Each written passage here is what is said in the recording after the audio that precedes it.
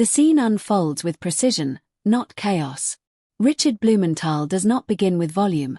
He builds, frames, and sets the ground rules in language that sounds procedural but carries the weight of accusation. He reminds the room that the weaponization of justice strikes at the core integrity of the system and that no individual should be targeted for political reasons. Then he pivots deliberately, not to personality, but to record. Donald Trump is introduced not as a figure, but as a documented source of instruction, citing a public post made just days before the indictment of James Comey that explicitly demanded action. Then comes the central question: what conversations took place with the president about that indictment? It is a clean, limited question that requires no speculation, only disclosure. This is where Pam Bondi makes her first move, not toward transparency, but into refusal. She states she will not discuss any conversations she may or may not have had with the president. It sounds controlled and formal, but in context, it functions as a barrier rather than an answer. Blumenthal tightens the frame, reminding her of her own words that no one is above the law, not even the president, and narrows the focus to a specific moment. When the public instruction was visible, did she speak to anyone in the White House? Again, refusal, not denial, not clarification. And that distinction matters. A denial closes a door, a refusal leaves it open, unresolved. In a hearing about potential political interference, that unresolved space becomes part of the evidence itself. Then comes the photograph, introduced not as spectacle but as context. The night before Comey's indictment, a private dinner places Bondi near the president, close enough that proximity becomes part of the question. Blumenthal asks again if Comey was discussed that night. Bondi smiles, deflects, comments on the image, but does not answer. At that point, the hearing shifts. It is no longer just about the allegation. It becomes about the pattern of avoidance. Blumenthal escalates structurally, introducing reforms, codifying protections, enforcing barriers between the White House and prosecutorial decisions, increasing transparency within the Department of Justice, and asks whether she supports them. Instead of engaging, Bondi pivots, bringing up Hunter Biden, Ukraine, and broader political narratives. The terrain changes, strategically, but visibly, and that shift itself becomes part of the record. As the exchange continues, the tone shifts further. Bondi personalizes the argument, referencing Blumenthal's past statements and record, attempting to redirect focus from the question to the questioner. But the original question does not disappear, it remains unchanged and unanswered. Every deflection only makes its absence more visible. Did the president influence the indictment of James Comey? Was there communication or coordination with the Department of Justice? These are not partisan questions. They are structural ones about how power operates. And the repeated refusal to answer them is not neutral, it is a deliberate choice. By the time the discussion drifts into other topics like antitrust and personnel decisions, the hearing has fragmented. But that fragmentation reveals how far the conversation has moved from its origin without resolving it. Strip away the noise, and what remains is simple and direct. A clear question about potential political interference and a sustained refusal to answer it. From that point, the task is not speculation but discipline, examining what was asked, what was answered, and what was avoided. When those are aligned carefully, the pattern becomes unmistakably clear. Richard Blumenthal is not asking 10 different questions, he is asking one question from 10 different angles, tightening the scope each time and removing any space for a non-answer. With each response, Pam Bondi does not resolve the question. She relocates it, shifting it into a space where it cannot be confirmed or denied. That relocation is not passive, it is strategic. First, the public record is introduced, a post by Donald Trump just days before the indictment of James Comey, explicit in tone, calling directly for action. Second, the timeline is narrowed, from 5 days to a single night, a dinner, a physical setting where proximity replaces abstraction. Third, the question is simplified to its core. What conversations took place about the indictment? At that point, only 3 responses exist: yes, no, or refusal, and Bondi consistently chooses refusal. In isolation, that might appear routine, a boundary of confidentiality. But in the context of a hearing about potential political interference, it preserves ambiguity. And ambiguity in this setting is not neutral, it protects power. Blumenthal understands this and continues to tighten the frame, bringing in Bondi's own prior statements that no one is above the law, using them as a measurable standard against her present responses. Again, he narrows the question. When she saw the public instruction, did she speak to anyone in the White House? Not necessarily the president, anyone. Again, refusal. At that point, the pattern is no longer forming, it is established. The photograph enters next, not as spectacle but as evidence of context. The dinner, the night before the indictment, a confirmed setting that cannot be dismissed. Asked again whether Comey was discussed, Bondi does not deny it. She comments on the image, expands the scene, and refuses once more. The cycle becomes clear: question, refusal, deflection, reframe, and once visible, every future response fits into that same structure. When Blumenthal pivots to legislative reform, proposing protections against political interference, stronger barriers between the White House and prosecutorial decisions, and enforceable safeguards, he is not changing the subject, he is testing consistency. If the system is not weaponized, then reforms should be supported. But instead of engaging, Bondi introduces a different narrative. Hunter Biden, Ukraine, prior administrations. This is not continuation, it is substitution. And the timing of that substitution is critical, arriving precisely when the original question becomes most difficult to answer. The tone then shifts further as Bondi moves from deflection to counterattack, challenging Blumenthal's credibility, his past statements, even his military record. The focus moves from evidence to character, from question to questioner. But every moment spent attacking the questioner is a moment not spent answering the question, and that accumulation becomes part of the record. As the exchange continues, the hearing fragments into discussions of unrelated topics: antitrust, personnel decisions, external influences.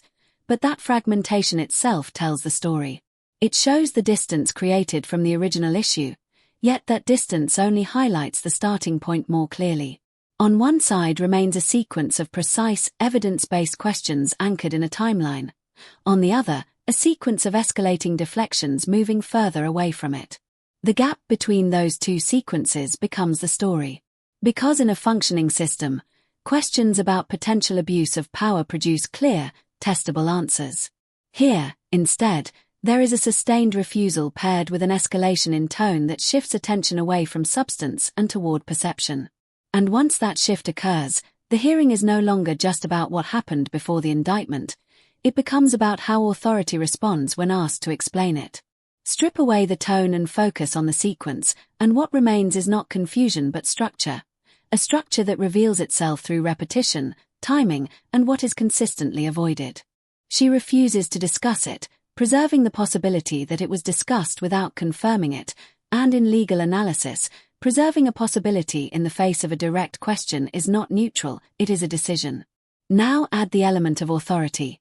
The indictment is carried out through a grand jury under the Department of Justice, and Pam Bondi, as Attorney General, sits at the top of that chain. The command structure is not abstract, it is direct, vertical, and places her at the center of any question involving influence or communication. The sequence becomes clear: a public instruction from Donald Trump, a private moment of proximity, and an official action, the indictment of James Comey, with a single unanswered question connecting them. That is not speculation. It is a gap, and in any structured analysis, gaps are examined, not ignored. When you look at the responses mechanically rather than emotionally, a pattern emerges.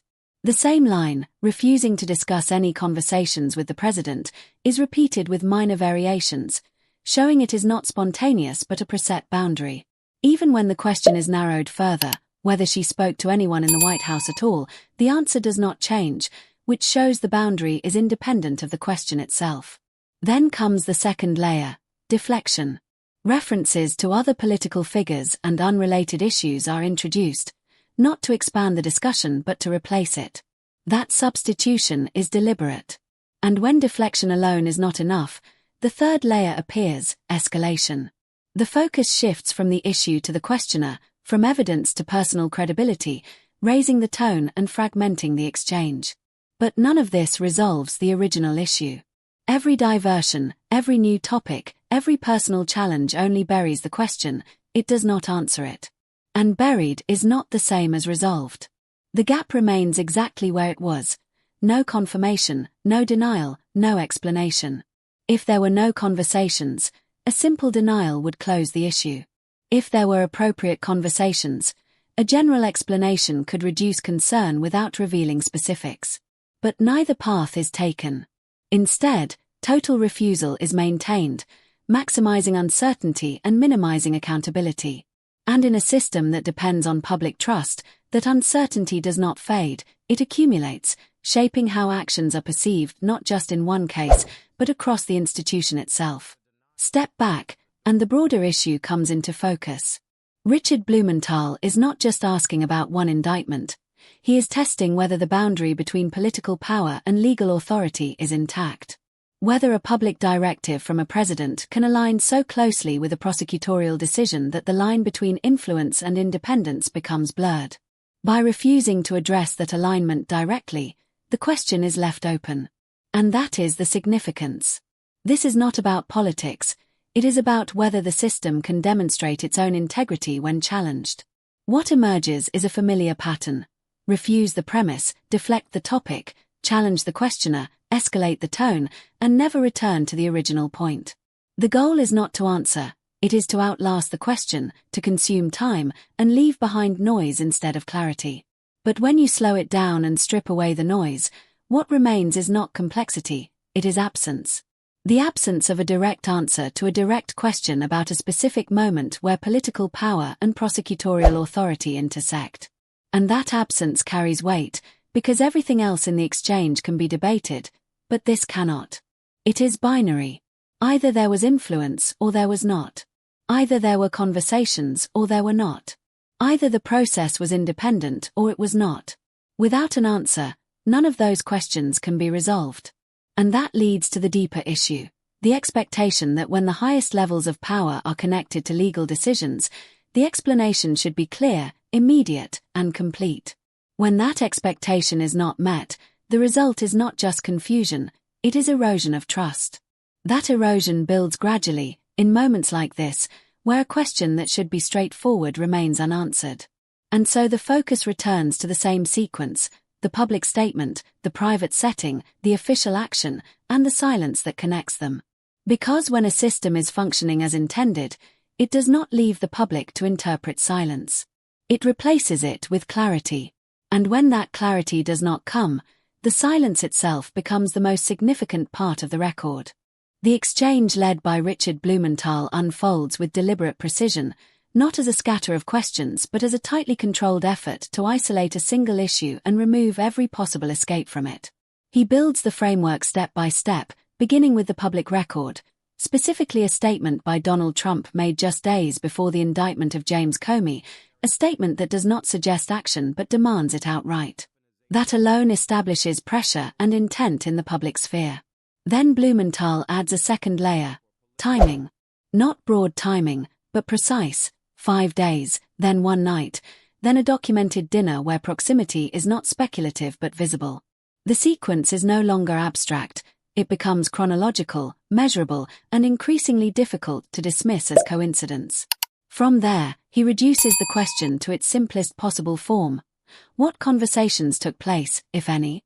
This is not a legal puzzle or a theoretical debate, it is a question of fact. And at that point, the range of possible answers is extremely limited. Yes, no, or refusal. Pam Bondi consistently chooses refusal. That choice is critical because, unlike a denial, it does not close the issue. Instead, it preserves every possibility. It keeps the question alive while offering no resolution. In a neutral setting, that might be interpreted as standard confidentiality, but in a hearing explicitly focused on potential political interference, that neutrality disappears. The refusal becomes part of the evidence, not of what happened, but of what is not being clarified. Blumenthal recognizes this and does not abandon the line of questioning. Instead, he tightens it. He introduces Bondi's own prior statements about the rule of law, particularly the principle that no one, including the president, is above it. This is not rhetorical, it is structural. He is establishing a benchmark and then measuring her current responses against it. When he asks again, "Did you speak to anyone in the White House after seeing that post?" the refusal repeats. That repetition matters because it demonstrates that the boundary she has set is not responsive to the question itself. It is fixed, predetermined, and applied regardless of how narrow or specific the inquiry becomes. As the exchange continues, the pattern becomes unmistakable. Each time the question is asked, it is met not with clarification but with relocation, moved into a space where it cannot be evaluated.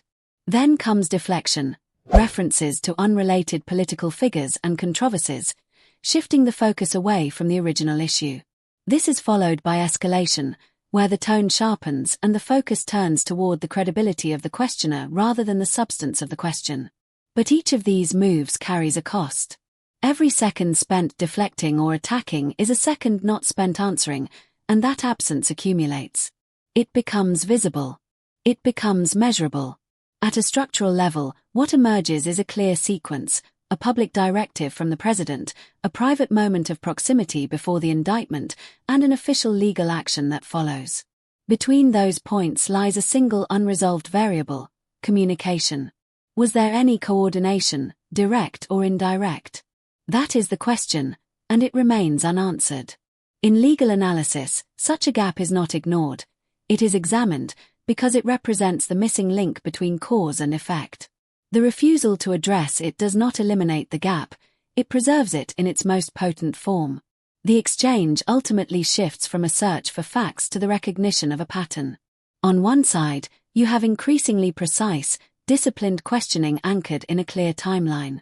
On the other, increasingly diffuse and aggressive responses that move further away from that timeline. One side narrows toward resolution, the other expands away from it. And when those two sequences are placed side by side, the contrast itself becomes the central story. Stripped of tone, stripped of personality, stripped of political identity, the record is simple and stark. A direct question about potential political influence over a criminal prosecution, asked repeatedly in multiple forms, supported by a clear sequence of events, and met with a sustained refusal to answer. That refusal is not passive, it is a decision. And in a system that depends on transparency and accountability, decisions like that carry meaning far beyond the moment in which they are made.